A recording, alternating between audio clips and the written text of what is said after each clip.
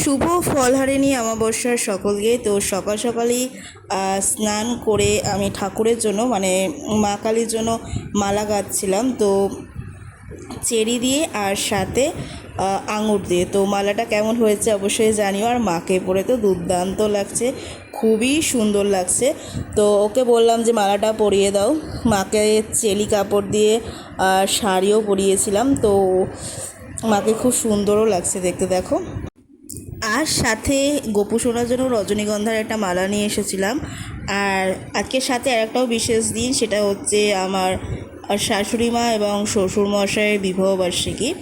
তো আগের দিন তো সেলিব্রেশন করেছি, আর আজ হচ্ছে শনিবার। তো শনিবার মানে আমার বাড়িতে পুরোপুরি ভেজ, আর আমি শনিবারটা খুবই মানি।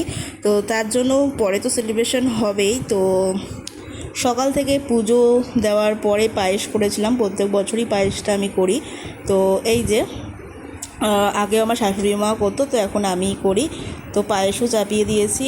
আর যেটা তোমাদেরকে বলছিলাম, শনিবার আমাদের বাড়িতে ভেজ হয় বলেই আমি আগের দিন সেলিব্রেশন করেছিলাম। মানে সেলিব্রেশন মানে খাওয়া দাওয়ার যে ব্যাপারটা, আগের দিনই সবাইকে বলে আমরা এই দিনটা খাওয়া দাওয়া করেছিলাম। আর এখন পায়েস করছি সকালে, তারপরে টিফিন আরও কিছু করব। তো পায়েসটাও কেমন হয়েছে অবশ্যই কমেন্টে জানিও। আর আমার হাতে পায়েস খেতে কিন্তু আমার বাড়ির মানে ফ্যামিলির সবাই, সাথে হচ্ছে স্পেশালি আমার শাশুড়ি মা খুবই ভালোবাসে। আর পায়েসটা আমি মিষ্টি দিয়েই করি। তবে তোমরা খেয়ে স্বাদ না বোঝো, দেখে কেমন লাগছে অবশ্যই কিন্তু জানাতে ভুলো না। তো পরে আবারও নেক্সট ভিডিওতে তোমাদের সাথে দেখা হবে, নেক্সট ভিডিও তোমাদের সাথে শেয়ার করব। এখনের মতন এটুকুই, বাই। ভালো থেকো তোমরা, টাটা।